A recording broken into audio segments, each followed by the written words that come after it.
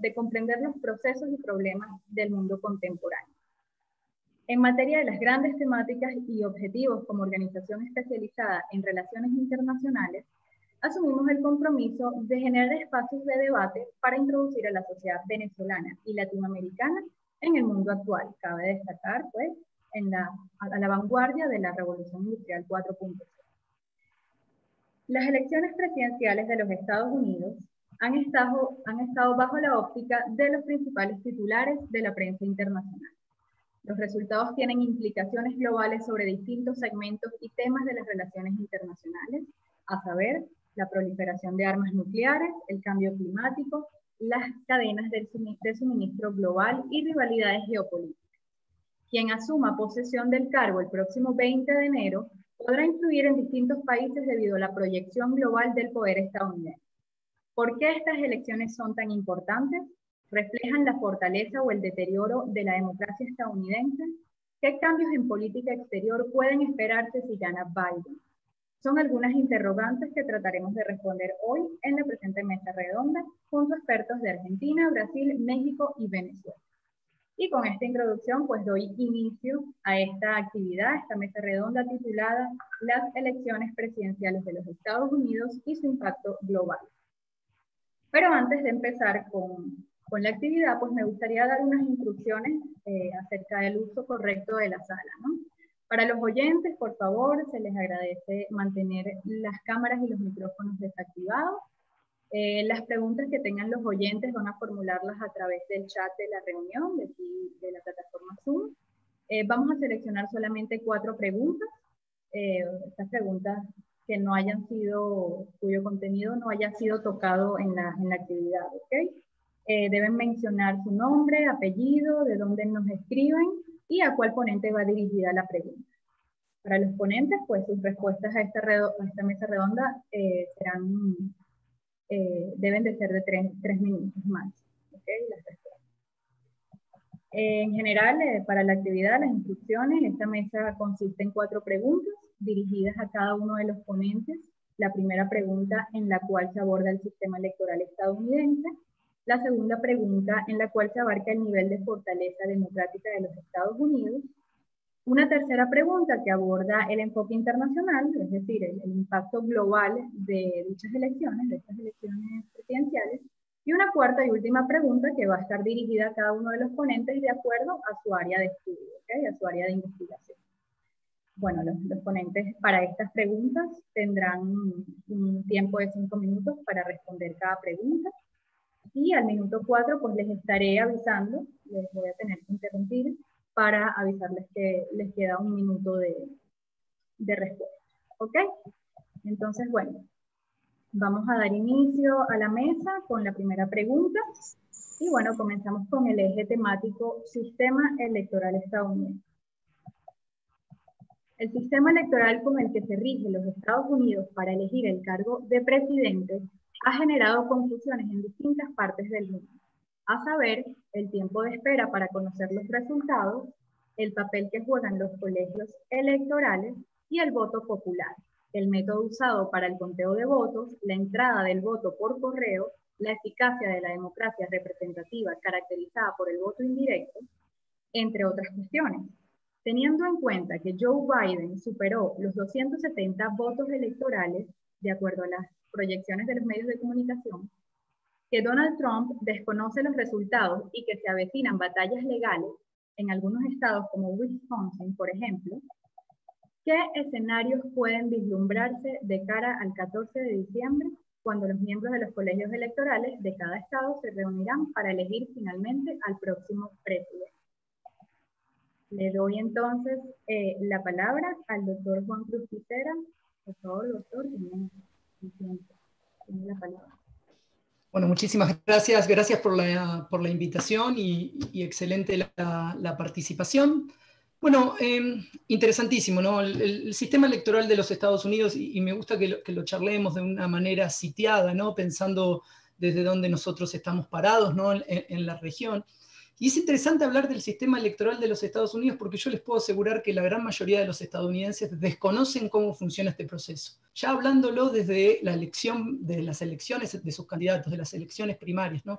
Funcionamiento queda para un grupo muy pequeño y reducido dentro de los Estados Unidos. A ver, ¿cuál es el escenario para el 14 de diciembre, ¿no?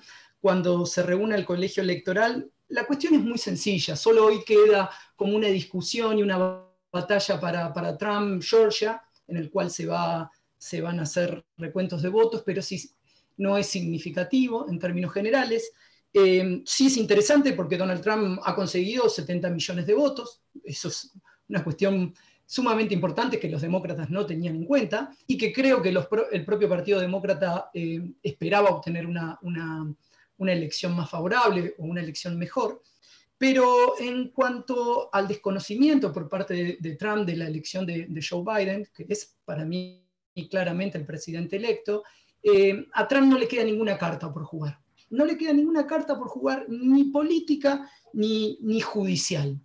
¿Qué le queda a Trump en términos generales? Me parece que es establecerse en un espacio interesante, independiente.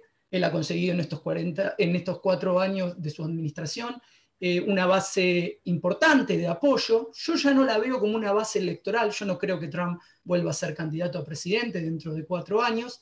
Y acá me parece que uno de los primeros datos para tener en cuenta es que el propio Partido Republicano y ya algunos gobernadores republicanos le empezaron a soltar la mano a Trump. Me parece que ya viene una pelea interna por quién puede llegar a ser dentro de 4 años el candidato dentro del partido republicano. Los desafíos en términos del sistema electoral y de lo que se viene está en juego y está en manos de Joe Biden. ¿Sí? Lo que ha demostrado estas elecciones y lo que ha demostrado estos 4 últimos años de la administración de Trump fueron que las elecciones en los Estados Unidos son un claro reflejo de una democracia polarizada, altamente polarizada. Y me parece que eso es un juego que supo jugar muy bien Trump y que lo hizo a propósito, ¿no? que lo llevó adelante con esa intención. Hoy su base de apoyo, estos 70 millones de votos que tienen, están por encima del Partido Republicano. Yo no lo veo a Trump como en una vida política, me parece que lo veo generando un espacio más independiente, haciendo sus negocios económicos como les gusta a él, pero lo veo lejos en ese sentido. Ahora, tiene muchos desafíos Biden, y en particular me parece que el primer desafío es cómo volver a unir a los Estados Unidos. Una sociedad altamente polarizada, en lo que en la Argentina, en nuestro contexto, se denomina la grieta, ¿no? que estamos sufriendo y que muchos países de la región también le sucede exactamente lo mismo. Ese es el gran desafío que tiene Biden en cuestiones sociales, raciales, de inmigración, ¿sí? De xenofobia, ese discurso que supo jugar muy, muy bien Trump, ¿no? Cómo unir a ese Estados Unidos que está partido en un centro profundo, que si hoy vemos el mapa electoral es claramente rojo, y esas dos partes, este-oeste, que son claramente demócratas. Me parece que ese es el primer desafío que tiene Trump en ese sentido, en su política doméstica, en un contexto encima de pandemia, ¿no? De COVID-19, que me parece que también no podemos dejar de lado. No sé si cumplí bien con el tiempo. Sí, excelente. Muchas gracias, doctor. Bueno, ahora es el turno de la profesora Mayra Bojorquez. Profesora, le doy la palabra. Hola, buenos días. En principio, quiero agradecer de manera muy importante al Centro de Investigación de Asuntos Estratégicos Globales de Venezuela por la invitación a participar en este evento y tener la oportunidad de compartir el foro con expertos en estos temas internacionales. Referente a la pregunta, sin duda será un tema del que seguiremos hablando durante las siguientes semanas. No todos vamos a seguir con atención e interés, pues es una situación que no habíamos visto en la historia política moderna de Estados Unidos, donde un candidato presidencial que, de acuerdo a todas las proyecciones que hemos visto, ha perdido la elección y la ha perdido por un amplio margen, que siga desconociendo el resultado y que acuse de una manera tan intensa la existencia de un fraude electoral. Seguiremos viendo, me parece, semanas de gran tensión, política, posicionamientos de ambas partes, pero lo que ya hemos visto en cuanto al posicionamiento del virtual ganador, pues es que ha adoptado una posición muy ecuánime, muy diplomática, pero sobre todo de gran firmeza ante la responsabilidad que el propio resultado de la votación le ha impuesto. Si el actual presidente insiste en desconocer el resultado y prosigue con esta intensa batalla legal para tratar de demostrar sus dichos, que de hecho ya le ha iniciado en algunos estados como Pensilvania, Wisconsin, Michigan, Nevada y Georgia, este último, en los cuales se intenta demostrar que hubo irregularidades y que estas irregularidades fueron determinantes para el resultado de la votación. Y allá estaremos a la espera de ver si los tribunales estatales decidan avalar el resultado o instruyen alguna modificación o incluso un recuento de votos. Estas determinaciones de los tribunales estatales pueden ser impugnadas y llevadas a las correspondientes cortes de apelaciones y de seguir la cadena impugnativa pudieran llegar a la Suprema Corte. Definitivamente que será muy interesante conocer las probables pruebas, ¿no?, que los abogados pueden aportar para demostrar este fraude, ¿no?, y ver si logran ganar en los estados o revertir el resultado para obtener por la vía judicial un triunfo que no tuvo en las urnas, ¿no? Y esta situación algunos analistas políticos en Estados Unidos lo ven como intentos antidemocráticos de conservar el poder, aunque para otros países esto es una situación normal, ¿no? La judicialización de las contiendas electorales. Precisamente el día de ayer, la Asociación Nacional de Directores Electorales Estatales de Estados Unidos emitió un comunicado en el que señalaron que estas elecciones del 3 de noviembre fueron las más seguras en la historia de los Estados Unidos, que no hay evidencia de que ningún sistema de votación haya eliminado o que haya perdido votos o que haya cambiado los votos o que se haya visto comprometido de ninguna manera. Lo que vemos que es una respuesta muy enérgica a las acusaciones de fraude que están recibiendo. Por lo pronto, una vez que cerramos esta primera semana de diciembre, el 8 de diciembre específicamente, que es la fecha de puerto seguro, como le llaman en Estados Unidos, todos los estados deberían ya de haber concluido el conteo de la votación en todas las modalidades en que se haya recabado, ya sea el voto postal, el voto anticipado y el voto en los centros de votación. Este resultado, como ustedes saben, el 14 de diciembre se revisará en los colegios electorales, donde los 538 integrantes de estos colegios van a emitir sus votos oficiales por la presidencia y la vicepresidencia. En el caso de que en esta reunión no hubiera un consenso y no hubiera una definición sobre el ganador de la contienda, la solución quedaría en manos del Congreso. Y en este caso sería la Cámara de Representantes quien elegiría quién va a ocupar la presidencia y el Senado elegiría a quién ocupará la vicepresidencia, lo que realmente es muy improbable que suceda, ¿no? Yo creo que llegará el 20 de enero, la fecha que deberán... Gracias, voy cerrando. Llegará el 20 de enero, la fecha en la que deben rendir protesta los nuevos titulares de la presidencia y vicepresidencia, que serían Joe Biden y Kamala Harris, que por cierto es la primera mujer en ocupar este cargo. Muchas gracias. Muchas gracias, profesora Mayra. Bueno, ahora le doy el tiempo y le cedo la palabra al embajador Román Delgado, por favor. Embajador. Sí, muy buenas tardes. Gracias a la academia, a Seinasec, a Viviana Codeiro y a mis amigos, colegas que también están participando en esta mesa redonda. Coincido en varios puntos con Juan Cruz de Argentina y con Mayra de México. Con respecto a lo que es las elecciones en Estados Unidos, bueno, bien lo aclaró Viviana al principio, es bastante atípica. No es la que nosotros conocemos en nuestros países, una elección popular, y en algunos países la tienen de primera vuelta, si no consiguen la mayor de 50+1 de ese porcentaje, entonces sería una segunda vuelta. Aquí no, en Estados Unidos es totalmente diferente. Este es un país que optó con una constitución de una manera pionera a nivel mundial. Recordemos bien el espíritu de 1776, y vamos a ver después en 1789, cómo Estados Unidos va a tener una constitución que va a ser ejemplo para muchos países. Y entonces, habido esto, tenemos una situación electoral que viene con características del siglo XIX, estando nosotros ya en el siglo con 20 años en el siglo XXI, 2020. Con respecto a las elecciones del 2020, bien lo dijo Mayra, también lo tocó Juan Cruz, que son 538 electores en estos colegios electorales y que presuntamente ya Biden, como se ven en todas las reflejos de los sistemas de medios de comunicación, que por cierto la mayoría han estado contra el presidente Trump. Y entonces, aún así, se puede visualizar, aunque no es el 14 de diciembre, que es el día definitivo para que los colegios electorales, estos 538, emitan sus veredictos, pero ya se puede reflejar la presunta victoria de Joe Biden como el próximo presidente de Estados Unidos de Norteamérica.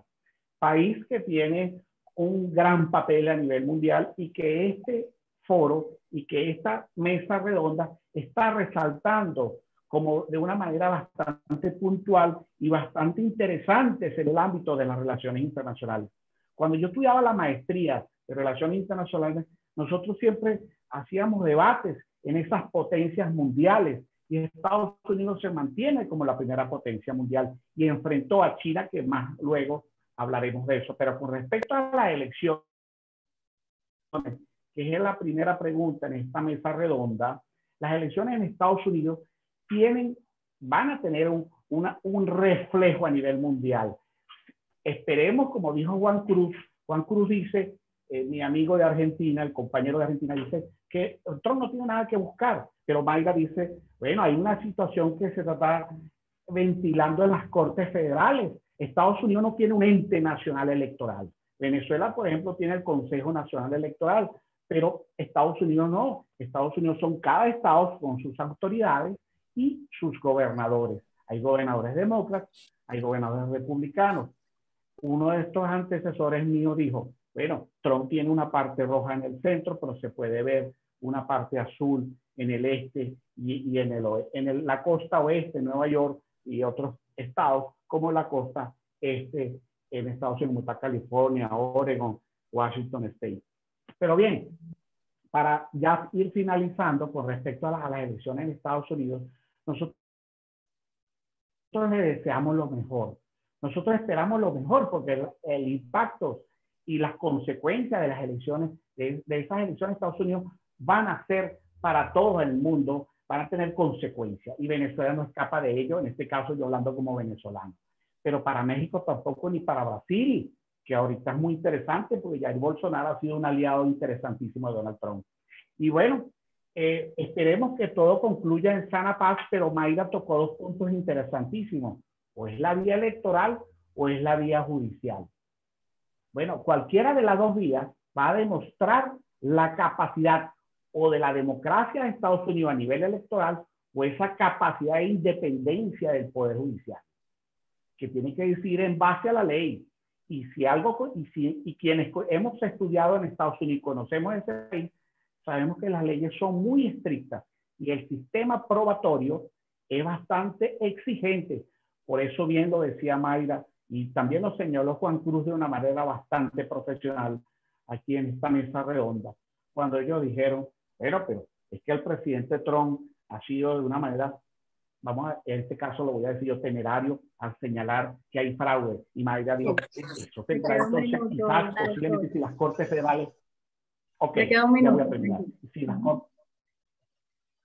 Muy bien, gracias. Si las Cortes Federales no lo determinan, entonces irá a la Corte Suprema de Justicia.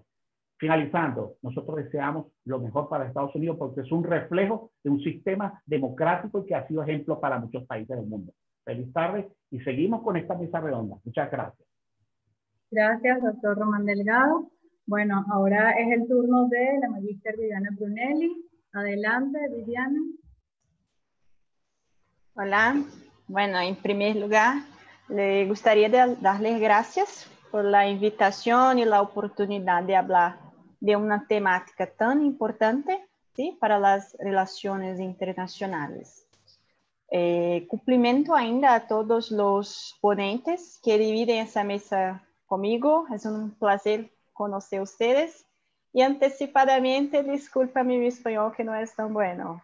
Pero, bueno, en respuesta a tu pregunta, el escenario es de cierto grado de incerteza. Hasta el 14 de diciembre es preciso que los delegados hagan su papel de representar o no el electorado elegido por su región. Porque hay una población dividida, ¿sí? Que es resultado de una tensión política muy grande en Estados Unidos. Y lo que se puede esperar es que Biden mantenga un discurso fuerte, pero direccionado para pacificar la oposición. El principal desafío ahora es hacer que los Estados Unidos sean unidos nuevamente, ¿no?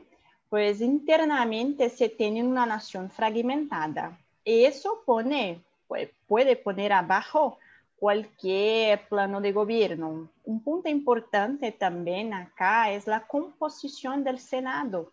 En caso de mayoría republicana, es más un desafío para Biden. Pero pensando un poco más en el escenario internacional, con la salida de Trump, se pierde una referencia del conservadorismo y de la retórica de antiglobalismo, lo que se pone como un momento muy difícil también con la revolución tecnológica, en que cualquier postulante en el mundo hay que quedarse atento a estas cuestiones humanitarias y de democracia que lleven esperanza a la población, que ahora todos tienen acceso a la información y una nueva manera de comunicarse. Bueno, pero yo creo que ahora es eso. Gracias. Muchas gracias, Vivian. Bueno, vamos ahora a continuar con la segunda pregunta, la del eje temático acerca de la fortaleza de la democracia estadounidense. ¿Ok? Entonces, bueno, ahí les va la pregunta. El desarrollo de las elecciones presidenciales estadounidenses ha estado bajo un clima de polarización política, de fake news, de interferencia de potencias extranjeras y acusaciones de fraude que han puesto en duda la legitimidad de los resultados. Sea quien resulte electo, y tomando en cuenta el declive y la fragilidad de las democracias en el mundo, reportado en el índice global de democracia que realiza la revista The Economist, estas elecciones reflejan la fortaleza de la democracia estadounidense, o más bien pudiese ser el reflejo de una democracia polarizada y frágil, como se ha observado, por ejemplo, en países como Brasil y Polonia. Le cedo la palabra al doctor Juan Cruz Pitera. Bueno, muchísimas gracias. Muy interesante las propuestas de mis colegas, las respuestas. A ver, hay que tener en cuenta lo siguiente. Es interesante establecer y discutir sobre la fortaleza o la debilidad de nuestras democracias. Creo que es un tema sumamente importante para discutir en nuestra región, sobre todo en algunos puntos que estamos viviendo. La discusión no está en torno a la debilidad sobre los Estados Unidos y sobre su sistema democrático, ni siquiera sobre su sistema presidencialista. A ver, tuvimos un antecedente de una elección bastante discutida, y me parece que eso no le hizo mella, no aflojó a la fortaleza institucional de los Estados Unidos. Claramente estamos hablando de una democracia altamente consolidada, institucionalizada, con cuestiones que tienen resueltas hace muchas décadas, ¿no? Hace muchos años, y me parece que en nuestra región todavía estamos más en esa discusión, en ese segundo proceso de transición democrática en vía a consolidar nuestras democracias. Las elecciones de Bush y Al Gore, recordemos, son un antecedente para tener en cuenta. Seguramente no a nivel de polarización que hubo en estas últimas elecciones. Y me parece que el reflejo claro de esta democracia estadounidense en los últimos 4 años fue de un reflejo de una democracia polarizada. A ver, Joe Biden va a tener que gobernar, claramente, yo ya hablo como un presidente claramente electo, va a tener que gobernar con lo que se conoce como un gobierno dividido. pero esto no es nada nuevo. En los últimos por lo menos 50 años se han dado más estas formas de gobierno, ¿no? De no tener una mayoría del mismo color en alguna de las cámaras. Y los temas más importantes de política de largo plazo, de política exterior, funcionan por más que haya un gobierno dividido.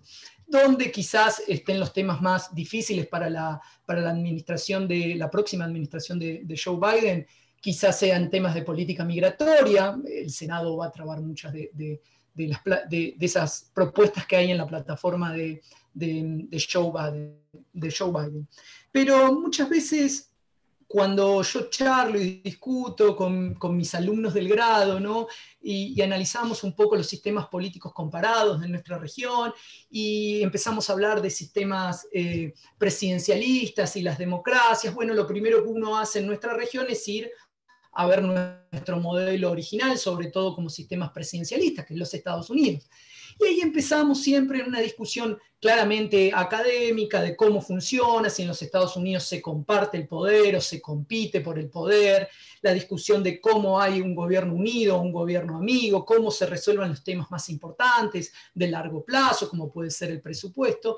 Y acá me gustaría traer un académico, un gran teórico como Sartori, que en uno de sus libros Sartori habla grandes cantidades de páginas sobre el sistema presidencialista y sobre la democracia de los Estados Unidos, y lo más interesante dice que el primer problema que tenemos nosotros en nuestra región, en nuestras democracias, es el prototipo original, es Estados Unidos. Y él lo responde de una manera muy sencilla: el sistema presidencialista y la democracia de los Estados Unidos claramente funciona porque su pueblo así lo quiere. E incluso su pueblo así lo quiere. Yo lo traigo a correlato de lo que fueron estos 4 años de Trump. Imaginemos, bueno, ya tenemos muchas experiencias en nuestra región, un presidente como Trump en nuestra región. ¿Y cuánto daño le podría haber hecho a nuestras instituciones, a nuestros procesos de consolidación? Me parece que dentro de todo Estados Unidos ha soportado a un Trump, ¿sí? Creo que el sistema estadounidense, su sistema presidencialista, su democracia, es fuerte, es sumamente institucionalizada y consolidada, que ha sido capaz de soportar 4 años del actual presidente. Me parece que eso es un punto para tener en cuenta cuando yo hablo de la fortaleza de la democracia estadounidense. Ahora, si fuéramos en materia de política exterior, creo que le ha hecho mucho más daño Trump a la política exterior de los Estados Unidos que a la política doméstica en particular. Y le ha hecho daño, en particular, y sobre todo, bueno, sí, y sobre todo, adelantándonos un poquito quizás a las preguntas que vienen, sobre todo en cuestión sociales, en el aspecto de la cuestión social es donde más daño le ha hecho, pero a la democracia de los Estados Unidos está claramente fortalecida. Gracias. Perfecto, muchas gracias, doctor Juan Cruz Pitera. Ahora es el turno entonces de la profesora Mayra Bojorquez. Magíster Mayra Bojorquez, le cedo la palabra. Muchas gracias, muchas gracias. Yo creo que para mí uno de los elementos que pueden afectar gravemente a las democracias se refiere en principio a las fake news. Todos sabemos de la gran facilidad que existe actualmente para difundir información de cualquier tipo, pero el riesgo de que esta información sea parcial o totalmente falsa es enorme. Y lamentablemente vemos que existe una gran cantidad de personas en todo el mundo que se dejan llevar por la información que llega a sus ojos y sus oídos sin analizarla más detalladamente, ya sea por medio de las redes sociales, la televisión, la radio o ahora hasta por los mensajes y cadenas que nos llegan a través de WhatsApp, ¿no? Es sorprendente cómo la facilidad con la que información falsa, que es evidentemente falsa, por eso se les llaman fake news, que no tienen ningún tipo de prueba o fundamento, es adoptada por la gente como una verdad. Y es así como vemos campañas globales ahora en contra de las vacunas, en contra de las redes 5G, o en el caso de muchos países de ciertas teorías de la conspiración, ¿no? Hemos oído hasta teorías de Pizzagate, ¿no? Que dices, bueno, hay que analizar un poquito más para darse cuenta que no hay elementos que le den sustento a esta clase de teorías. Pero este fenómeno se replica en muchos países y vemos que ha tenido consecuencias importantes. Por mencionar el movimiento Brexit en el Reino Unido, que hubo una votación de más del 60% de los británicos a favor de abandonar la Unión Europea y que al final esto ha representado para su país un costo de más de 260.000 millones de dólares, según algunos analistas europeos. No tenemos una solución para este problema, lo que nos da un reto gigantesco tanto en el ámbito político y democrático, pero además en muchos aspectos de la vida humana, pues con una sociedad que no sea tan crítica y analítica, las afectaciones a la economía, a la democracia, a la estabilidad social y a los derechos de las propias personas pueden ser catastróficos, ¿no? Ya empezamos a ver brotes de sarampión en nuestro país, que es una enfermedad que ya teníamos erradicada, ¿no? Entonces, esta es la consecuencia de lo que enfrentamos. Ahora, un ejemplo de ataques al sistema, en este caso, lo podemos ver a la crítica negativa y desconocimiento a priori que desde el poder se ha hecho algunos aspectos del sistema electoral, en específico el ataque a la figura del voto por correo. Esta es una larga tradición en Estados Unidos, pero han habido muchas alegaciones que ha provocado ahora que mucha gente tenga que acudir a certificar que la firma y el domicilio que asentaron en los sobres son los suyos, o también otras situaciones como el hecho de cuándo se debe contabilizar este voto, ya que los estados tienen distintas regulaciones al respecto, pero que debo decir que además estas prácticas y derivado de la pandemia de COVID no creo que sean supuestos que se eliminen, ya que permitieron que mucha gente pudiera acudir a votar. Coincido plenamente con lo que comenta el profesor Juan Cruz Ticera de que vemos una polarización de la sociedad muy grande y que el modelo se ha puesto a prueba, y también coincido plenamente con él en que si el sistema funciona es porque es un sistema que han construido y diseñado para ellos, para su idiosincrasia. Tan es así que es un proceso en el que han tenido una participación muy amplia, prácticamente 2/3 partes de los estadounidenses votaron. Pero cuando tenemos aquí situaciones de que los propios políticos se encargan de socavar la actividad institucional, tristemente empezaremos a ver la desconfianza en la población, lo cual definitivamente no abona al fortalecimiento de la democracia. Nosotros como instituciones o los que integramos instituciones tenemos la obligación no solo de informar con veracidad, gracias, pero los actores políticos creo que también deberían conducirse con este esquema y con una mayor efectividad para que la información que le hagamos llegar a la población sea información real, con datos comprobados, confiables y comprensibles. Gracias. Perfecto. Muchas gracias, profesora Mayra. Bueno, ahora es el turno del doctor embajador Román Delgado. Le cedo la palabra. Si necesitan que les lea la pregunta nuevamente, solo aviso. Por favor, léelo, Verónica, porque hay cosas que yo escuché que son dignas de otro tema, pero maravillosas también. Le leo la pregunta completa. El desarrollo de las elecciones presidenciales estadounidenses ha estado bajo un clima de polarización política, fake news, interferencia de potencias extranjeras y acusaciones de fraude que han puesto en duda la legitimidad de los resultados. Sea quien resulte electo y tomando en cuenta el declive y la fragilidad de las democracias en el mundo, ¿estas elecciones reflejan la fortaleza de la democracia estadounidense o más bien pudiese ser el reflejo de una democracia polarizada y frágil? Adelante. Refleja la fortaleza de la democracia en Estados Unidos. Sea por cualquiera de las dos vías. La colega de México dijo en el principio, o por la vía electoral o por la vía judicial. Recordemos bien, Juan Cruz lo señaló, en el año 2000, Al Gore del Partido Demócrata en Florida y George Bush, hijo, en el año 2000, se llevó a una situación a la Corte donde decidió que por 535 votos, George Bush fue presidente.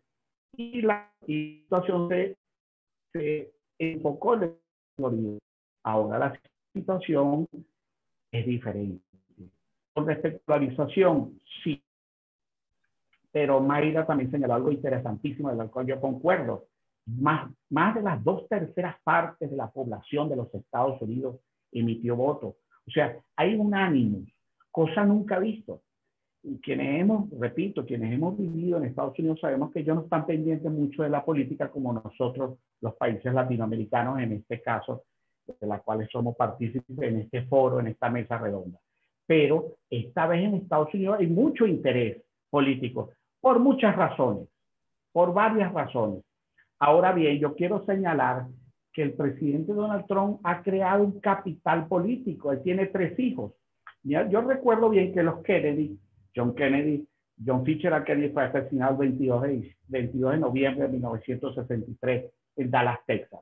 Pero después su hermano fue precandidato y fue asesinado en 1968. Su hijo murió al final del siglo XX. Pero los Kennedy tenían una fortaleza política creada precisamente en la figura de un hombre. Yo creo que Donald Trump tiene 3 hijos, además muy profesionales, muy hábiles y con una gran capacidad. Entonces, vamos a ver un futuro con el apellido Trump. Y si le dan espacio, como se le dio espacio en ese debate interno de los republicanos, que Donald Trump venció a los demás con una fortaleza. Y fíjense como mismo se ha comentado, más de 70 millones de votos, más de 70 millones. Y usted ve en Twitter de Donald Trump, tiene más de 80 millones de seguidores. Eso es un capital muy fuerte político. Entonces vamos a ver dentro de la política interna de los Estados Unidos una dinámica que además va a ser muy interesante para quienes amamos los fenómenos de las relaciones internacionales y los fenómenos políticos, porque como bien se dijo desde el principio en esta conferencia, los fenómenos políticos que se están dando en Estados Unidos inciden en todo el área internacional, que creo que son las próximas preguntas que vienen al caso en los próximos minutos. Pero muchas gracias, porque coincido en que lo que se ha dicho mis antecesores con respecto a que en Estados Unidos se va a ver la fortaleza, sea por la vía judicial o por la vía misma electoral, como se ha demostrado. Pero hasta ahora las cosas van bien. Si hay tensión, si estamos en aspas algunos, hay medios informativos, hay fake news, como lo señaló Mayra de México. Eso es una realidad que no podemos obviar. Pero seguimos adelante y vamos a seguir analizando este tema tan interesante. Muchas gracias. Gracias, doctor Román Delgado. Bueno, ahora para continuar para finalizar con el segundo eje temático sobre la fortaleza de la democracia estadounidense, vamos a darle el turno entonces a la magíster Viviane Brunelli. Le doy la palabra, Viviane.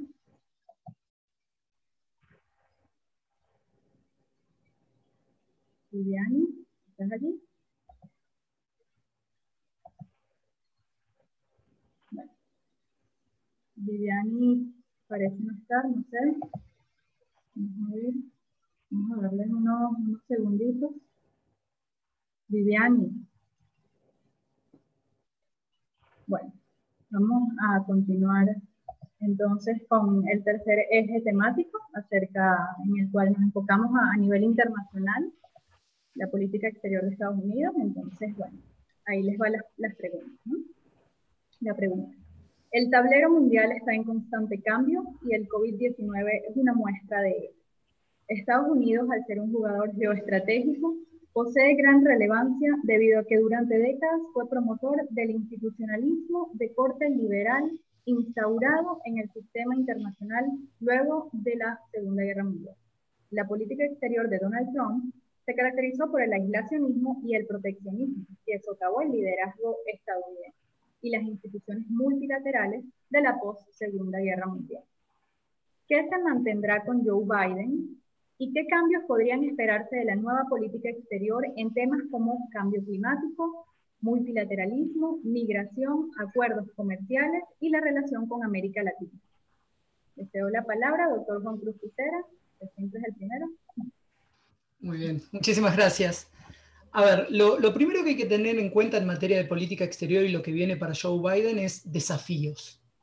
Desafíos de ocupar un espacio vacío en ciertos puntos que dejó la administración de Trump. Muchos podemos arrancar preguntándonos si realmente, primero por su posición como ex vicepresidente de los Estados Unidos, ¿no?, de Obama, si estamos ante una vuelta al obamismo en la política exterior de los Estados Unidos. A ver, La próxima presidencia de Joe Biden va a implicar mayor multilateralismo, esto no es nada novedoso, lo dice en su plataforma, lo ha dicho en algunos discursos, en algunas entrevistas. Rápidamente volverá a París, ese es un espacio vacío que había dejado Trump. La relación con la OMS seguramente se retome. El pacto nuclear con Irán, esto ya algo también el propio Biden había dicho. Y un poco también tener en cuenta esta relación tensa, conflictiva en materia de esta suerte de denominada guerra comercial con China. Bueno, ahí cómo va a suceder eso. Indudablemente va a haber mayor diálogo, va a haber mayor cooperación, en particular en materia de política exterior. Tampoco esperemos un giro de 180 grados. La política exterior de los Estados Unidos es un tinte continuista. No vamos a esperar que porque venga Joe Biden o porque es un demócrata, y muchas veces la mirada para con la región es más, uy, qué lindo, viene un demócrata, nos va a tratar mejor. Eso no sucede en esos términos. A ver, en relación con nuestra región, la política exterior de los Estados Unidos para con América Latina se ha dividido generalmente en dos partes. Una parte más histórica, vinculada a la geopolítica, a lo que fue a la famosa Guerra Fría con la Unión Soviética, y hay una segunda etapa de política exterior para con la región que es posterior al 11 de septiembre en torno a la lucha contra el terror. Ahora, la mirada indudable que ha tenido los Estados Unidos históricamente para con nuestra región es una mirada lejana, y generalmente las elecciones en los Estados Unidos nos presentan mayores ilusiones a nosotros que a ellos mismos, en particular, porque el interés nacional de los Estados Unidos es en términos de sus repercusiones globales. Por lo tanto, lo que le sucede, lo afecta globalmente, es cómo Estados Unidos trata en particular a la región. Hay tres temas que tiene Biden en materia de política exterior para Latinoamérica. Una es la inmigración. Bueno, acá la tenemos a Mayra, que desde allá de México continuamente va a tener una repercusión mucho más importante. América Central y el Caribe, un poquito menos en virtud de la política migratoria para la región con el Cono Sur. Cuba, acá es otro de los huecos vacíos. Indudablemente Joe Biden va a restablecer relaciones comerciales, el turismo, las remesas, ahí hay un retorno para con Cuba. Y el otro gran tema que sí es para América del Sur es Venezuela. Bueno, ¿qué es lo que va a suceder con Venezuela?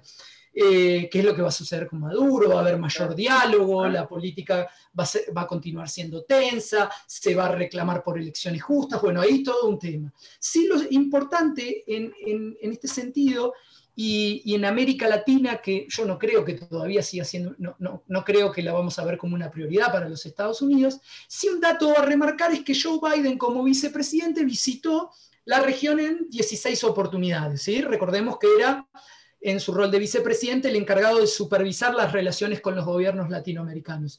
Me parece que hay un punto interesante, si se quiere. Me ilusiona un poco, quizás sea un poco idealista en ese sentido, un poco utópico en la mirada, pero me parece que por lo menos es más benevolente que la mirada de Trump para con la región.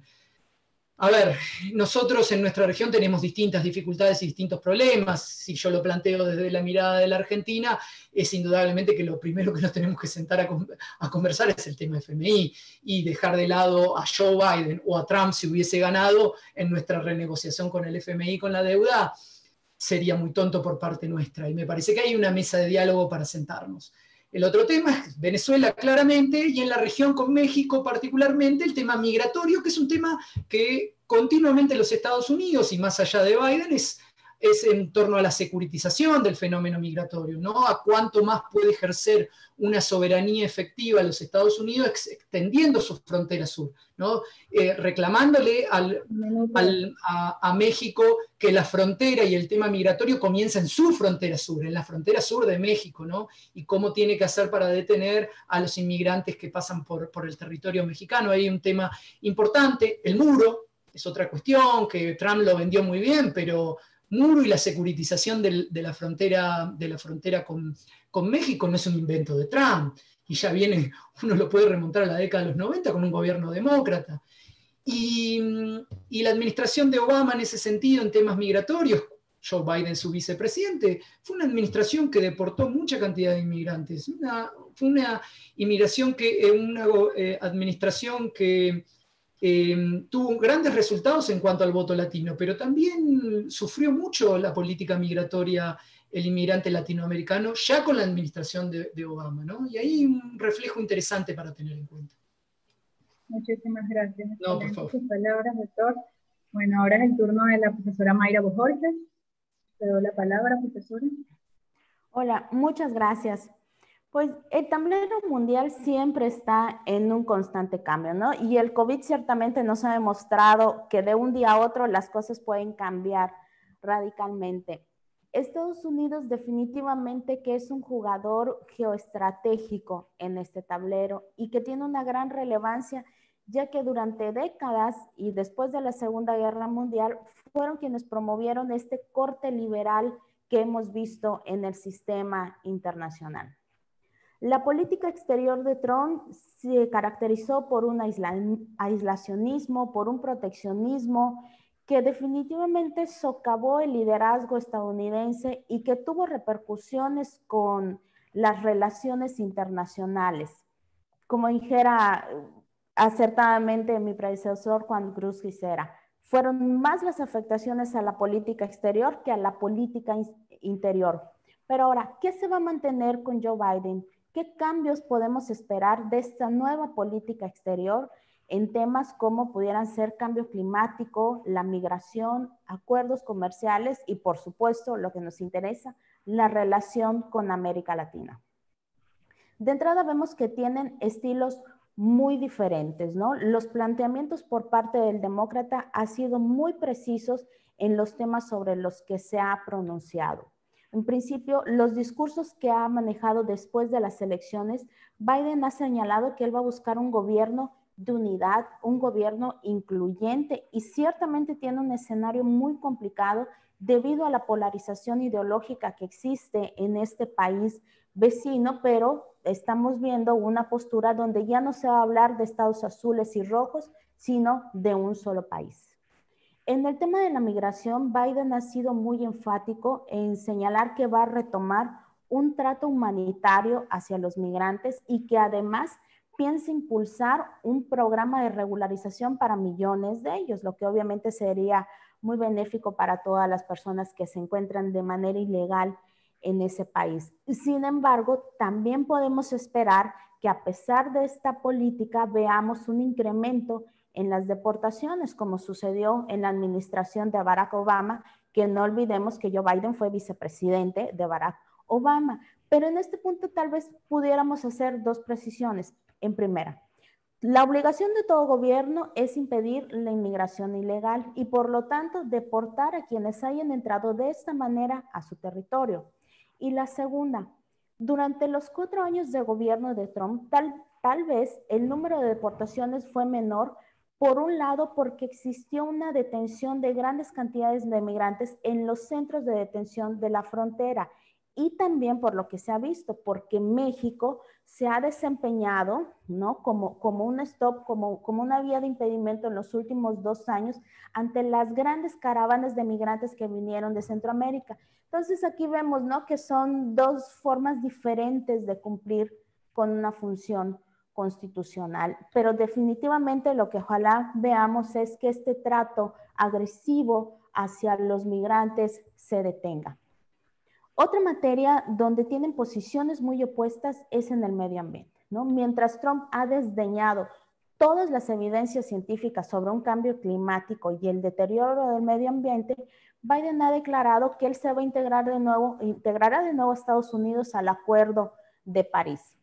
También no debemos perder de vista que Biden es un político profesional, tiene una amplia carrera en el ámbito legislativo como senador, fue vicepresidente de Obama y también tiene una gran experiencia en temas internacionales, por lo que pudiéramos esperar de su gobierno, pues tal vez una mayor efectividad al momento de establecer relaciones multilaterales y probablemente un replanteamiento de la posición comercial de su país ante el resto del mundo, obviamente incluida América Latina.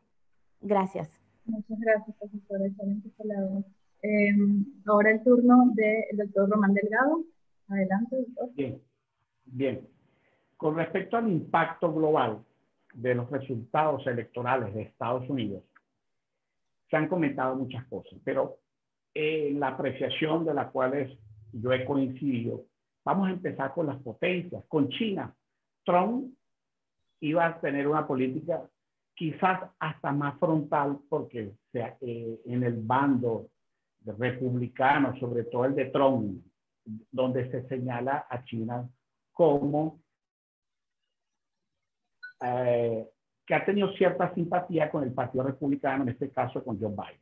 Pero con Joe Biden en la presidencia esperamos una flexibilización y quizás vamos a observar, como hemos visto en el gobierno de Bill Clinton y el de Obama, más flexibilización en el ámbito comercial con China.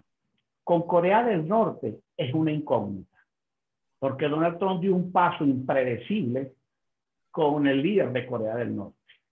Entonces, con Corea del Norte, que es el vecino de China, y lo nombré porque es vecino de China, y entonces ahí tenemos una incógnita. ¿Qué va a pasar con Joe Biden? No lo podemos decir. Ya veremos en los próximos. La política exterior, que bien se señaló antes, es continuista. La política exterior norteamericana tampoco es que tiene cambios bruscos. Sí, más bien los cambios bruscos se pudieron ver con el presidente Donald Trump, pero siempre que hemos observado a los Estados Unidos en todo el siglo XX y parte también del siglo XXI, es una política continuista en su política exterior. Con respecto a Rusia, aquí sí en Rusia hay algo interesante.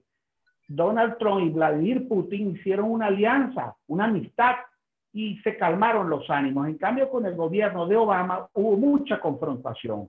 Hillary Clinton, siendo la secretaria de Estado, en este caso la ministra de Relaciones Exteriores para otros países, para que se entiendan aquellos que no pueden entender lo que significa la secretaria de Estado, Hillary Clinton, secretaria de Estado de Obama, fue una política exterior de bastante confrontación con Rusia. Una política exterior donde se pudo visualizar que no fueron muy buenas, como en este caso han sido excelentes entre Rusia y Estados Unidos. Por eso Vladimir Putin ha estado, quizás no ha reconocido a Joe Biden como presidente, esperando los resultados oficiales. Con Irán, bueno, ya sabemos todo cómo fue la relación entre Estados Unidos e Irán. Con Obama, los acuerdos. Donald Trump fue frontal, total y absoluto. Entonces, con Irán también vamos a esperar qué va a pasar con Joe Biden e Irán. ¿Será lo mismo? ¿Iremos a tomar los mismos acuerdos de desnuclearizar, en este caso, el no continuismo de producción de energía nuclear de manera hostil por parte de Irán, que Obama negoció? Con Irán además hubo una ayuda, un incentivo en el ámbito comercial y económico. Con Israel, pues, siempre hay una amistad. El Reino Unido, una amistad incondicional que la pudimos observar en 1982 en la Guerra de las Malvinas, en abril de 1982, por encima del PIAR, Estados Unidos y la Gran Bretaña son aliados incondicionales. Ahora yendo a la región nuestra, pero primeramente quiero tocar el tema de Europa rápido. Alemania es la primera potencia económica del mundo, de Europa, perdón, de la Unión Europea. Alemania es la primera potencia económica de la Unión Europea. Y tenemos la Gran Bretaña y tenemos varios países que ya Gran Bretaña se retiró de la Unión Europea.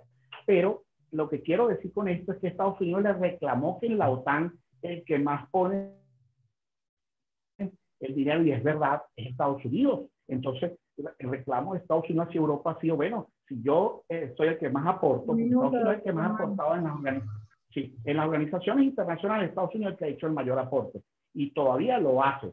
Entonces, reclamó a sus socios de la OTAN y de la Unión Europea más colaboración. Y con respecto a nuestra región, pues Brasil, Jair Bolsonaro tendrás que esperar, y me gustaría escuchar a mi amiga Viviana de Brasil, donde Jair Bolsonaro, con una gran alianza con Donald Trump, esa derecha fuerte que se puede ver Estados Unidos, Donald Trump y Jair Bolsonaro en Brasil, vamos a observar si va a haber un cambio en la política, en este caso Joe Biden en Brasil. Y Cuba y Venezuela, pues Cuba, ya vimos la política exterior de Obama con Cuba, lo señaló el amigo Juan Cruz de Argentina, pero con Venezuela yo puedo decir con propiedad que es una incógnita, porque ambos partidos, tanto el republicano, que lo saben, todos lo saben, pero el del Partido Demócrata también ha dicho que va a mantener una característica frontal contra el gobierno de Maduro. Entonces, vamos a esperar. También se puede decir que es una incógnita. Y con México, para finalizar, con México, pues López Obrador y Donald Trump hicieron una amistad.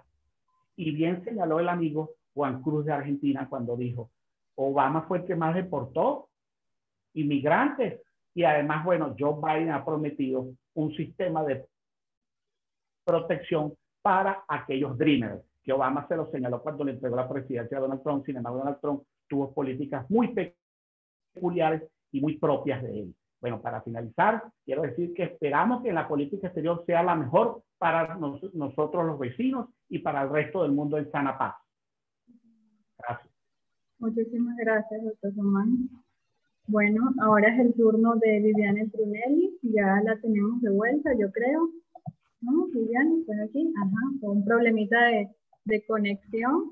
Pero bueno, si quieres, Viviane, te voy a repetir la pregunta para que estés al tanto, ¿ok? El tablero mundial está en constante cambio. El COVID-19 es una muestra de ello. Estados Unidos, al ser un jugador geoestratégico, posee gran relevancia debido a que durante décadas fue promotor del institucionalismo de corte liberal instaurado en el sistema internacional luego de la Segunda Guerra Mundial. La política exterior de Donald Trump se caracterizó por el aislacionismo y el proteccionismo que socavó el liderazgo estadounidense y las instituciones multilaterales de la post-Segunda Guerra Mundial. ¿Qué se mantendrá con Joe Biden y qué cambios podrían esperarse de la nueva política exterior en temas como cambio climático, multilateralismo, migración, acuerdos comerciales y relaciones con América Latina? Adelante, Viviane. Bueno, ¿estás me oyendo? ¿No es cierto? Sí, sí, te escuchamos, te vemos. Perfecto. Bueno, la política externa de Biden, en especial cuando se dirige en América Latina, él se pone fuertemente contra las políticas de migración del gobierno Trump. Entonces, Biden defiende una presión diplomática y una forma de sanciones económicas como una manera de defender la democracia y las relaciones de Estados Unidos con otros países. Ahí en la temática, así en esa temática, él se propone concentrar sus esfuerzos en combatir las causas de la migración, invirtiendo más o menos 4 billones de dólares para atender los pleitos en América Central. O sea, él tendrá como base el desenvolvimiento de programas de ayuda para aumentar la seguridad y la capacidad de los gobiernos en América Latina, los gobiernos latinos.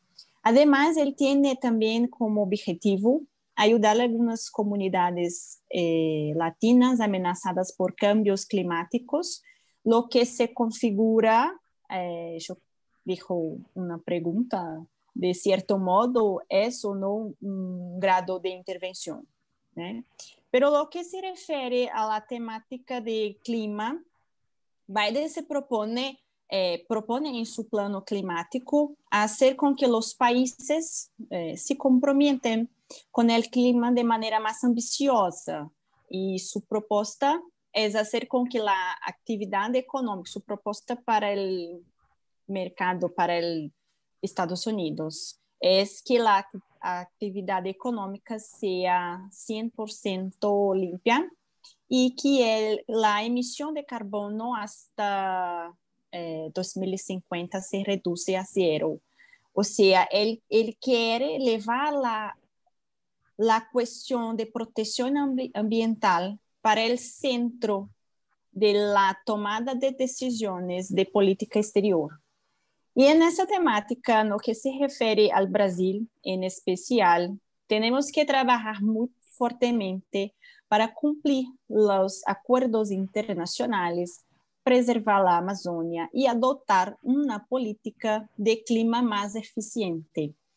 Y claro, comunicar eso a la comunidad internacional, lo que se queda un desafío para nuestro presidente, que tiene una retórica diferente, ¿sí? Que para él es más importante la regulamentación de otras cuestiones do que el clima, cuestiones climáticas y problemas de medio ambiente. Por eso puede ser un entrave y se queda un momento importante para el Brasil para cambiar su política externa. Bueno, además, el enfoque proteccionista de Estados Unidos yo creo que se mantendrá, lo que dificulta una aproximación para una cooperación mutua, porque Biden tiene una retórica pragmática en ese punto que se opone a entrar en cualquier acuerdo de libre comercio antes de la economía americana sea fuerte y competitiva otra vez. Entonces, hay un cambio en el escenario, en ese tablero mundial. Perfecto. Muchas gracias, Vivian, por tu participación, tus palabras. Y bueno, nada, ahora vamos a dar inicio a la cuarta y última pregunta de esta mesa redonda, que está dirigida a cada uno de ustedes, los ponentes, de acuerdo a su área de investigación. ¿Okay? En este caso, pues vamos a comenzar con el doctor y embajador Román Delgado. ¿Okay? Así que voy a leerle la pregunta, doctor. Una posible victoria de Biden podría modificar el status quo de la crisis política de Venezuela, que en estos momentos favorece al gobierno de Nicolás Maduro. Si bien durante la administración Trump se ejerció presión financiera y política a través de las sanciones económicas y el apoyo a un gobierno interino, el cambio político no ocurrió. A tono con lo anterior, ¿qué enfoque de la política exterior estadounidense a la cabeza de Joe Biden se puede esperar para el país suramericano?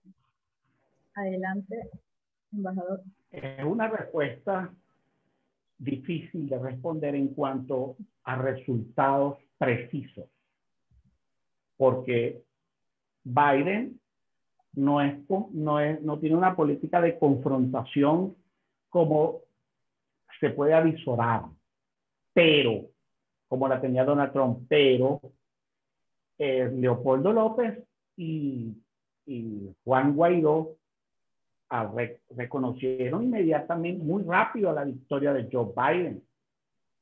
Eso fue una señal como diciendo, aquí estamos. Ahora bien, de aquí a que la política exterior de Joe Biden vaya a ser de diálogo y de amistad como fue la de Obama con Cuba, no lo creo. No lo creo. Pero sí puede haber quizás unos emisarios para negociar y suavizar las sanciones. Eso es lo que yo creo y estoy analizando, en vista a que se va a manejar a través de China a diferentes aliados, presiones con Venezuela en el Medio Oriente, donde Venezuela va a tratar de buscar que sus aliados y que su voz sea escuchada en el Departamento de Estado. Pero tratar de predecir de una manera tajante, total y absoluta es imposible en estos momentos. De predecir algo que pueda suceder de una manera, repito, absoluta en las relaciones entre Estados Unidos y Venezuela. Muchas gracias, doctor Román Delgado. Bueno, ahora es el turno de la pregunta especializada para el doctor Juan Cruz Cicera, así que le leo la pregunta. El COVID-19 trajo consigo una serie de consecuencias internas sobre la sociedad estadounidense.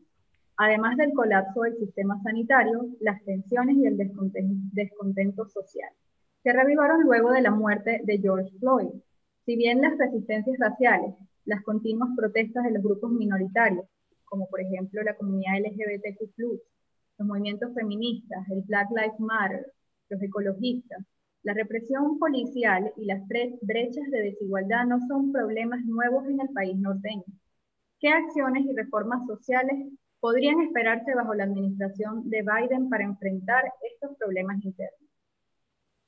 Bueno, muchísimas gracias. A ver, la pregunta se relaciona al término o al concepto cuestión social y sus distintas dimensiones, como bien planteabas vos, Verónica. A ver, la primera respuesta y lo primero que nos demuestra o nos está mostrando Joe Biden sobre la cuestión social es, más allá de una estrategia de campaña, más allá de una clara estrategia de campaña, es su vicepresidenta. Tiene una vicepresidenta mujer. Eso es un claro mensaje de, acá viene un cambio en política de cuestión social, ¿sí? Yo fui tomando nota de algunas cuestiones. Joe Biden en su plataforma electoral establece un apoyo en torno a una legislación en torno a mínimos derechos para personas, para matrimonios homosexuales para poder adoptar, ¿sí? Biden es una persona que claramente no está a favor del aborto, pero sí lo interesante de ellos es que el gobierno dice no tiene ningún derecho a prohibirlo, es un tema importante, no está a favor de la pena de muerte, más allá de que estamos hablando cuestiones y temas que son muy difíciles de modificar para un presidente de los Estados Unidos, porque eso es materia de cada estado. En la cuestión racial y después de lo sucedido con George Floyd, es el primer gran desafío en materia de política doméstica en relación a esta dimensión de la cuestión social, ¿sí?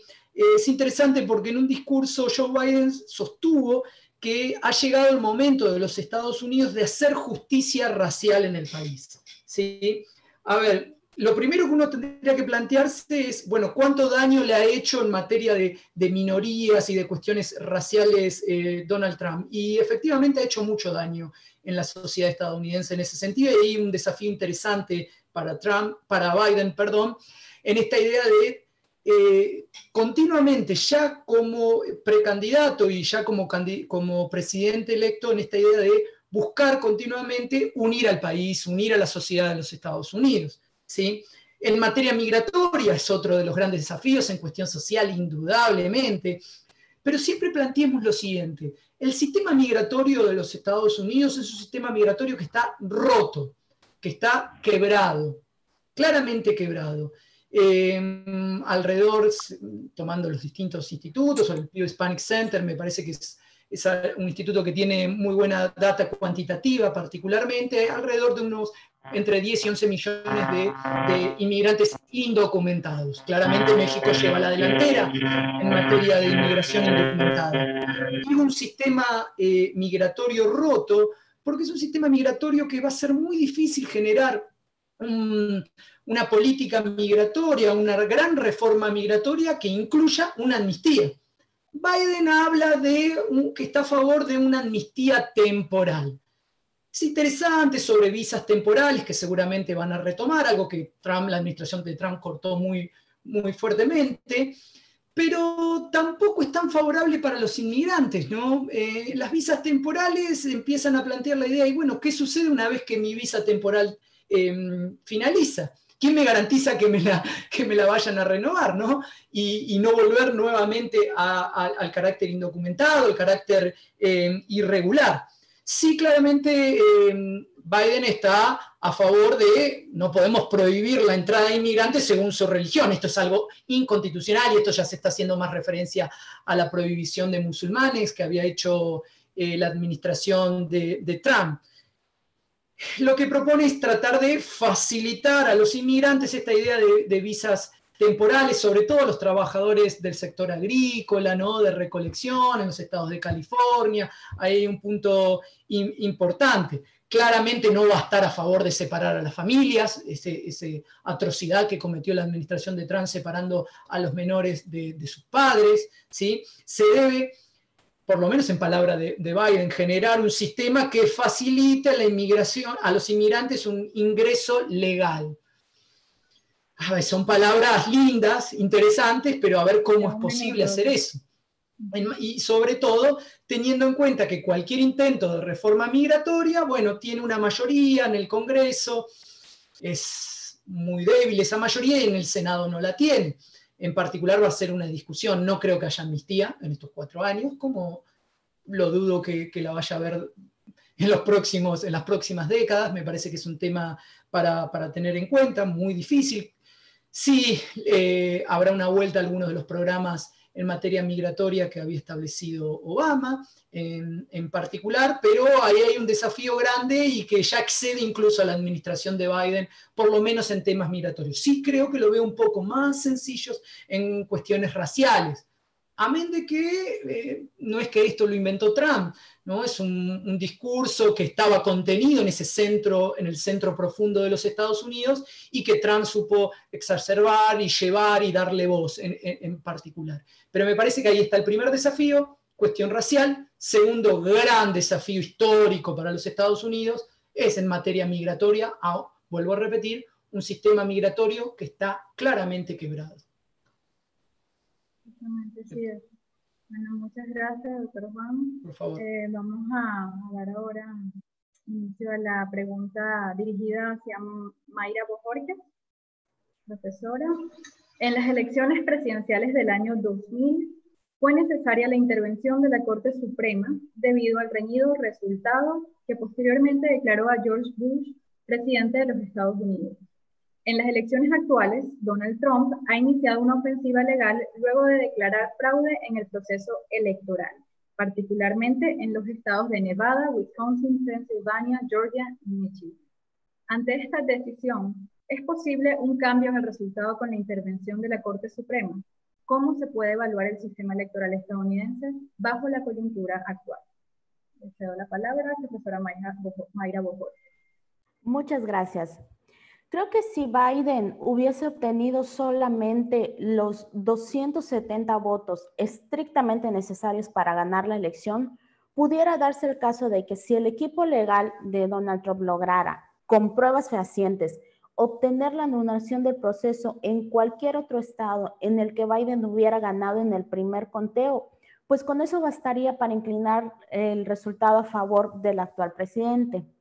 Sin embargo, Biden no solo obtuvo esos 270 votos, sino que además posteriormente logró los 20 votos que representaba Pensilvania, y ayer que se dieron a conocer los resultados de Georgia y de Carolina del Norte, obtuvo los 16 votos de Georgia, con lo que Biden logró ya reunir 306 votos a su favor contra 232 de los obtenidos por los republicanos, lo que nos hace una diferencia bastante considerable para poder remontar por la vía judicial.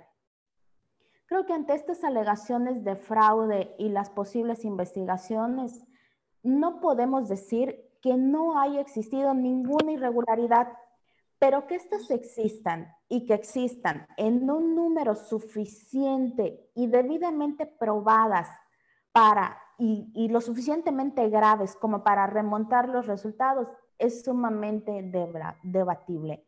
Desde mi consideración personal, yo creo que Joe Biden y Kamala Harris estarán rindiendo protesta el próximo 20 de enero. Ahora, sobre la evaluación del sistema electoral, como bien dijera mi compañero de mesa, Román Delgado, el actual sistema para la elección presidencial data de hace más de una centuria. Y aunque existen muchas voces que señalan que este sistema no permite una verdadera alternancia, que ya debiera analizarse el número de votos que le corresponden a cada estado. Incluso se han escuchado voces que hablan de que ya es necesaria una nueva enmienda constitucional y que esta elección sea más directa. Eso no le resta mérito al sistema electoral estadounidense, que ciertamente es una de las democracias más consolidadas del mundo. Lo que sí me llama la atención es que no existe una autoridad electoral administrativa. También lo han comentado mis compañeros de panel. Cada estado tiene sus propias leyes, tiene sus propios procesos para realizar las elecciones, lo que, repito, para los latinoamericanos nos parece muy sorprendente. También está el hecho de que no tienen un registro único de electores, pero además que no existe una autoridad encargada de emitir un resultado preliminar en los días posteriores a las elecciones. Esto lo realizan los distintos medios de comunicación que van recabando la información de cada estado y es lo que publican y son las proyecciones que hacen. Y si bien es el colegio electoral la autoridad que emite el resultado final, Esto lo hace hasta el 14 de diciembre, es decir, más de un mes después de que se han realizado las elecciones. Entonces, esto eventualmente va generando estas situaciones en donde la ciudadanía se queda sin conocer un resultado que sea comunicado de manera oficial por una institución acreditada por ello. Pero además, en esta época donde todos demandamos información al instante, donde las redes nos permiten saber lo que pasa en otro lugar del mundo al momento, ya es visto como una debilidad. Actualmente se habla de una iniciativa llamada National Popular Vote Interstate Compact, disculpen mi inglés, donde se refiere a las reformas respecto de las votaciones que pudiera emitir cada delegación de estados, y es decir, que este voto fuera hacia el voto popular. Se habla de que esta es una reforma que no requiere de una enmienda constitucional, sino que lo pudieran ir aprobando en cada estado, pero bueno, vamos a ver cómo avanza esta reforma, lo pudieran googlear para encontrar más información al respecto, pero el último intento serio de reforma fue a finales de los años 60, pasaron 10 años y este intento no progresó. Gracias, ya veremos qué pasa. Creo que es más probable que veamos reformas a nivel estatal que reformas a nivel general, es decir, a nivel constitucional, ¿no? Reitero, de lo que no tengo duda es de que es un sistema fuerte que ha logrado preservar la confianza que la gente tiene depositada en él, ¿no? Ya veremos si después de estas elecciones la percepción de la ciudadanía cambia con respecto a su propio sistema. Gracias. Muchas gracias, profesora Mayra. Mucha respuesta en base a su área de investigación electoral, ¿no? Para la pregunta para Viviani Brunelli, okay, especializada, ahí le voy. Todo parece indicar que Biden será el 46º presidente de los Estados Unidos. La economía estadounidense aún no se recupera del impacto ocasionado por el COVID-19. En el año 2018, la administración Trump puso en marcha el programa América Crece, que busca aumentar la influencia económica del país norteño en la región, a través de la inversión de infraestructuras para contener la presencia china y su iniciativa de la nueva ruta de la seda. Sin embargo, el enfoque proteccionista de la política comercial de Trump redujo las posibilidades de cooperación económica con América Latina durante los últimos 4 años. ¿Se puede esperar un cambio de política comercial hacia la región con la entrada de una nueva administración? Viviani Brunelli, adelante. Bueno, yo creo que todo será igual en un periodo de corto plazo, debido a las cuestiones domésticas y de la gran bipolaridad en el país, en Estados Unidos. Pero en el tocante a escenario internacional, de manera inmediata, el gobierno Biden volverá al Acuerdo de París, lo que confirma así que la política externa de él ha de tener como vector principal las cuestiones climáticas y de medio ambiente. Entonces, otro punto importante es la transferencia, el cambio en las cadenas globales de valor para que el país se quede menos dependiente de otros países, en especial de China. Y así se puede, puede investir en crear más empleos en la industria americana, en especial de productos y equipajes del sector hospitalar. Entonces, este también es otro punto importante en la política exterior. Además, el enfrentamiento con China debe quedarse.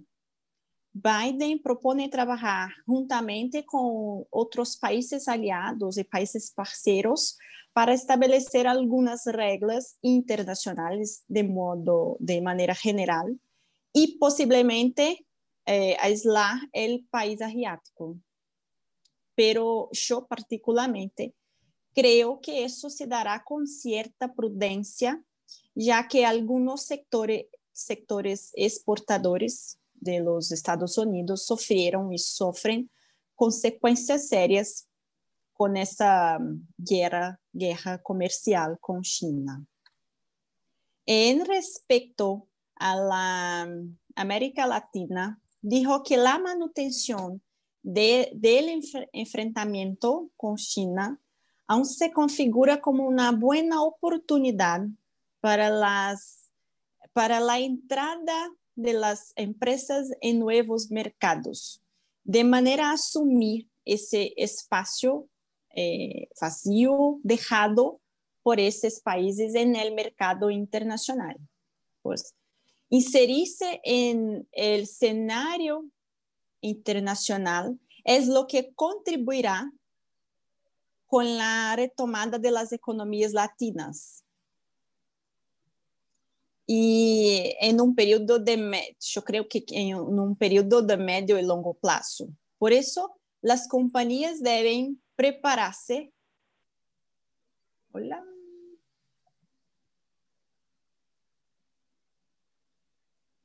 Verónica.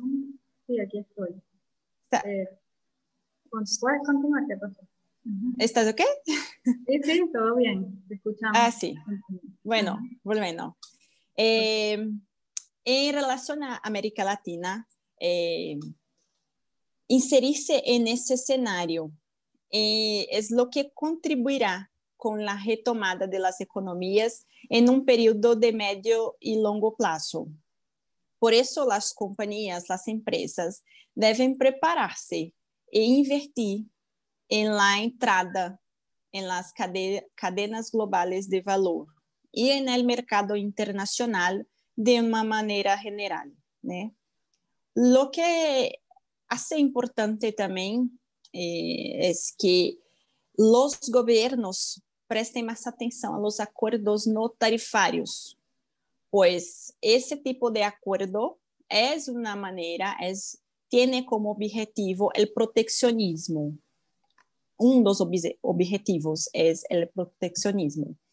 Y es donde se quedan las posibles regulamentaciones climáticas y de medio ambiente defendidos por Biden.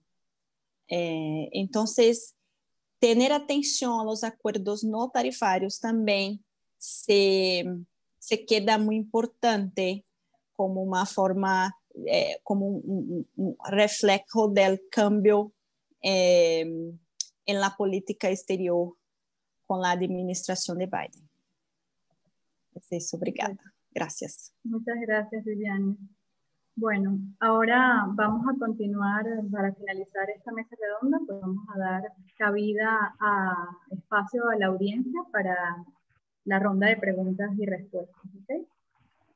Y bueno, voy a comenzar con la primera pregunta dirigida al doctor embajador Román Delgado.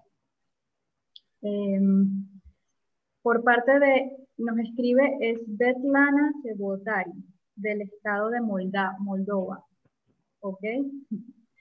La pregunta es la siguiente.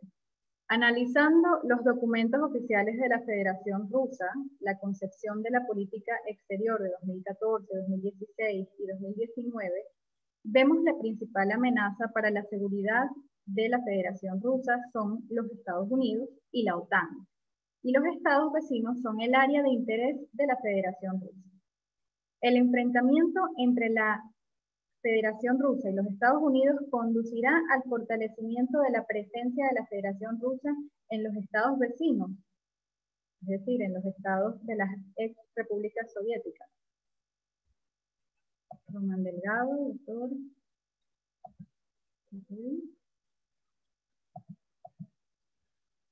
Creo que no está.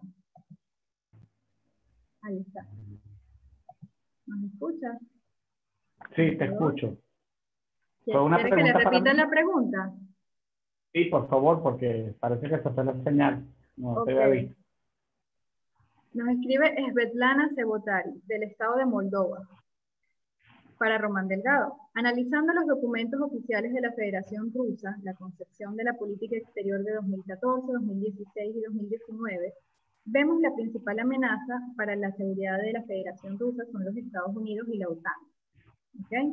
¿Con los estados de qué? Vemos que la principal amenaza para la seguridad de Rusia son los Estados Unidos y la OTAN. Y los estados vecinos son el área de interés de la Federación Rusa. El enfrentamiento entre la Federación Rusa y los Estados Unidos conducirá al fortalecimiento de la presencia de la Federación Rusa en los estados vecinos, es decir, en los estados de la ex República Soviética. ¿Se entiende un poco? Bueno, te medio escuché la pregunta, pero tengo entendido que con Donald Trump, Rusia y Donald Trump se llevaron muy bien. O sea, excelentes relaciones. Cosa que con los demócratas yo dificulto. Porque la agenda de los demócratas en su política exterior con Rusia ha sido de una confrontación y de sanciones. Lo observamos en la administración de Obama. Y Hillary Clinton también fue muy frontal. Esperemos que dentro de las relaciones internacionales todo se resuelva de la manera más pacífica y diplomática, porque nosotros los estudiosos de las áreas internacionales siempre vamos a propagar la paz y la buena armonía entre los estados. Pero que yo pueda decir que la política de Donald Trump hacia Rusia va a ser la de Joe Biden, no. O sea, yo creo que la de Joe Biden es diferente con respecto a Rusia. Por eso es la situación tan aprehensiva, quizá la actitud de Vladimir Putin. Lo que yo escuché y vi, observé y leí ayer, una noticia que Vladimir Putin lo último que ha dicho sobre las elecciones de Estados Unidos es que es un sistema arcaico. Y Mayra tocó algo interesante. Tendrán que hacer ajustes. Yo con esta situación que se ha visto, que ha sido hasta de escándalo, porque un presidente que es presidente actual haya señalado fraude, es grave. O sea, eso prende las alarmas. Pero retomando al punto central de la pregunta, que con respecto a la Federación Rusa, la política exterior de Joe Biden vaya a ser de armonía y de amistad, como fue la de Donald Trump con Vladimir Putin, no lo creo. No lo creo y así lo asevero, pues, con toda propiedad. Pero esperamos que no lleguemos a situaciones lamentables en el área de las relaciones internacionales. Eso es todo. Perfecto. Muchas gracias, doctor Ramón Delgado. A la orden. Ahora voy a continuar con una pregunta, nos escribe dirigida hacia el doctor Juan Cruz Ticera. Nos escribe Carlos Mamani Aliaga desde Perú. Y la pregunta es la siguiente. Con respecto a la periferia sudamericana, ¿no nos convendrían un Estados Unidos cerrado en sus fronteras bajo un régimen proteccionista económico, ejemplo, el régimen de Trump, antes que un Estados Unidos abierto en sus fronteras bajo un régimen librecambista? Perfecto, gracias por la pregunta. Carlos era el que hacía la pregunta. Carlos desde Perú. Mamani Aliaga, Desde Perú. Mira, Carlos, yo daría vuelta la pregunta, ¿no? Porque hemos tenido de todo a lo largo de la historia nuestra de América Latina en relación con los Estados Unidos. Hemos tenido presidentes más proteccionistas, presidentes más multilateralistas, presidentes que se interesaron un poquito más por la región, otros menos, en torno a eso. Creo que la pregunta te la cambiaría y la haría al revés. Primero lo que tenemos que pensar es en nosotros mismos. Claro está que en la región tenemos varios problemas, domésticos e internacionales. Parece que la forma de pensar es desde nosotros, ¿sí? ¿Cuáles son nuestras preocupaciones? ¿Cuáles son nuestros intereses? El interés nacional de cada uno de los países. ¿Cuál es el interés regional en particular? Y cuando digo interés regional en particular, lo estoy diciendo desde México para abajo, ¿no? Me parece que hay que empezar a pensar un poco en relación a nuestros problemas, ¿no? En relación a nuestros intereses. Creo que cuando nosotros pensemos de esa manera, empecemos a ubicarnos de esa manera, cómo podemos generar canales de cooperación, organismos regionales en particular, tendientes a resolver nuestras necesidades. Y ahí va a ser mucho más sencillo y no nos va a importar tanto cuál va a ser la mirada, cuál va a ser la política exterior para con la región de los Estados Unidos. Si nosotros lo pensamos de esa manera, creo que va a ser más sencillo. En un primer momento creo que UNASUR a mí me despertó muchas ilusiones. creo que después fue jugado de otra manera, hoy está muerto, ¿no? UNASUR. Me parece que si pensamos un poco más en esos términos, creo que la región, y cuando digo la región digo Sudamérica, necesitamos traer un poco más, entiendo que México está debajo de los Estados Unidos y que sus preocupaciones muchas veces en particular no pueden dejar de obviar, ¿no? A la presencia de la gran potencia, no solo regional, sino hegemónica. Entonces hay que empezar a traerlo un poco más a México para nuestra región en términos. El problema es que primero tenemos que resolver muchos de nuestros problemas regionales, ¿sí? Estos giros que tiene a veces la región, o voy para gobiernos más de tintes populistas o de izquierdas y después saltamos a gobiernos de supuestamente derechas, eso nos dificulta mucho. Y me parece que eso sí es aprovechable por parte de los Estados Unidos, más allá de su política, o más proteccionistas o más multilateral, ¿no? Se le hace mucho más sencillo cuando no hay una mirada, por lo menos más en materia de cooperación, en materia de intereses nacionales, más única en la región. Creo que eso es uno de los principales objetivos que tiene América Latina, en particular, y por eso que a Carlos de Perú le digo que habría que hacer girar esa pregunta y empezar a mirarla en nuestros términos y en nuestro propio interés regional. Ok, perfecto. Muchas gracias, doctor. No, por favor. Ahora vamos con la pregunta que va dirigida a la profesora Mayra Bojorquez. Okay. Nos escribe Jessica Velázquez desde El Salvador, pero residiendo en Estados Unidos de América. Conociendo las limitantes que el presidente estadounidense puede tener mediante la actuación del Senado, ¿cuáles consideran podrían ser cambios reales en materia migratoria del presidente electo? Adelante, profesora Mayra, si quiere les respondo. Muchas gracias. Yo creo que en materia migratoria, Joe Biden ha señalado en principio un trato más humanitario. Creo que ha sido devastador para muchos de nosotros ver imágenes desde los centros de detención de cómo están las personas, sobre todo los niños. Hemos escuchado noticias acerca de menores que han fallecido durante este tiempo que se encuentran en los centros de detención. Pues definitivamente que uno de los cambios más importantes, y tal vez a eso se refiere por humanitario, serían en mejorar las condiciones en las que se dieran estas detenciones temporales, en lo que se realizan los trámites para la deportación de las personas. Vamos a ver si finalmente Biden continúa con los programas que tenía Obama con relación a los jóvenes, estos programas donde las personas que habían nacido ahí, que estaban estudiando, se les daba la ciudadanía. Yo creo que sí es muy importante y es el momento en que inicien una nueva era en cuanto a las políticas migratorias. Este fenómeno es un fenómeno que no se va a detener, es un fenómeno que incluso en México hemos visto caravanas de migrantes que vienen, ¿no? Y que es una caravana que va aumentando conforme va avanzando por los distintos estados de Latinoamérica, Centroamérica. Es un fenómeno que no se va a detener. Entonces, hasta cierto punto sería irreal actuar sobre bases pensando que lo van a reducir a cero.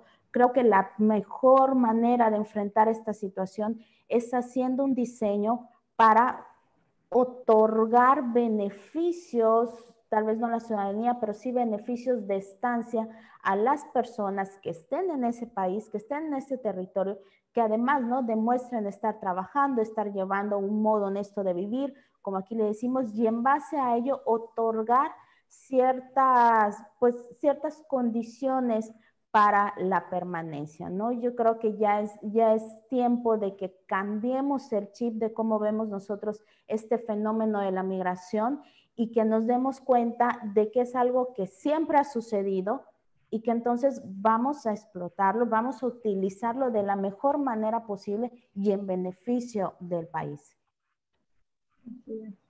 Muchas gracias, profesora Mayra. Ahora el turno de la pregunta dirigida hacia Viviane Brunelli. Nos escribe nuevamente Carlos Mamani Aliaga desde Perú. Y la pregunta es la siguiente. Con respecto a la doctrina ambientalista Responsibility to Protect, ¿no aplicaría una forma de intervencionismo estadounidense geoestratégico en la Amazonía brasilera, dado que durante el primer debate Biden invocó a esta doctrina refiriéndose a Brasil y a su competencia en la Amazonía. Adelante, Vivian, si quieres. Bueno, gracias, Carlos, por tu pregunta.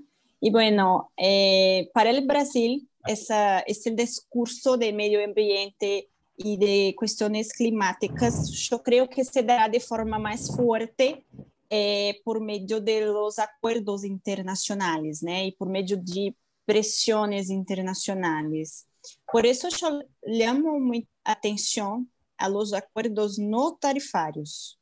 Y creo que Brasil tiene una relación ahora muy buena con Estados Unidos, y en 2020 hasta...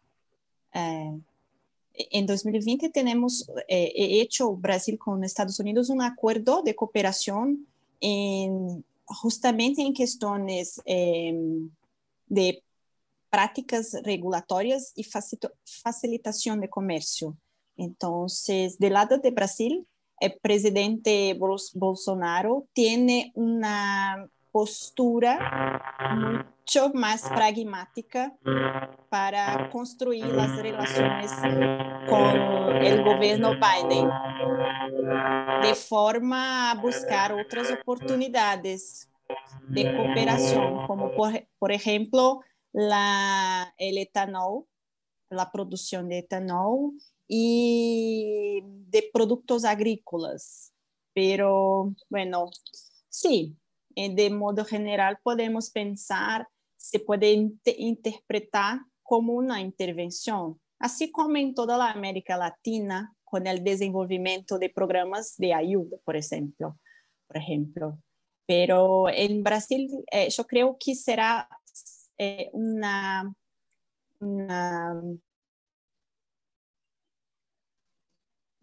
práctica.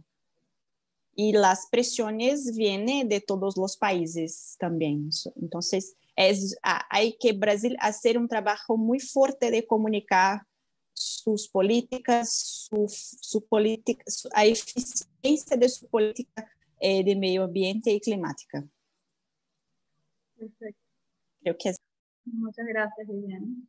Bueno, ya abordamos estas 4 preguntas de parte de la audiencia, así que con más nada que decir, nuevamente voy, para finalizar esta actividad, esta mesa redonda, dar las gracias a todo el equipo de SEINASEC, a todas las organizaciones involucradas, a la Federación Nacional de Estudiantes de Relaciones Internacionales, al Grupo de Estudios de América Latina, a Transparencia Electoral y a la empresa Feras en Proyectos por la cuenta Zoom, el suministro de la cuenta Zoom Premium, ¿no? Que de no ser por ellos no estuviésemos aquí hoy.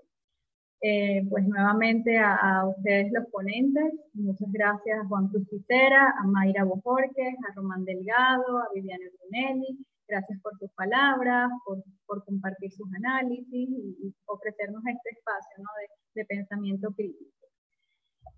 Bueno, nada, la invitación ahora es a permanecer conectados en nuestras plataformas digitales, hacerle seguimiento a nuestro portal web www.seinasec.com y a nuestra cuenta de Instagram Seinasec, donde estaremos publicando continuamente contenido de alto interés y pues los próximos eventos a realizar. Muchísimas gracias a todos y que tengan buenas tardes. Hasta luego. Muchas gracias, saludos. Chao, muchas gracias. Muchas gracias. Hasta luego. Hasta luego. Gracias. Feliz fin de semana. Muchas gracias. Feliz fin de semana a todos. Saludos desde Perú. Gracias, saludos a todos. Hasta luego. Gracias.